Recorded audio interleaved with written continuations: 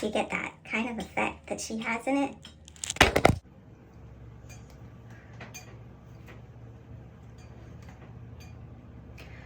I spray the hair first. I know that's weird, but I do it because that way I can, the hairs will kind of like show me better which ones to do so that I don't have to do the whole head. It's kind of a trick.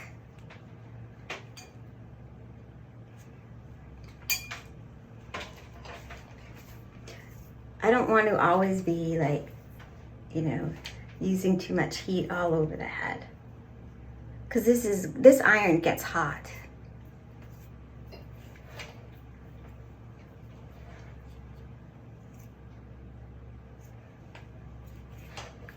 I think it's the best iron for this job because it just works faster. And I'm not like trying to get the look, it just gives the look like right away.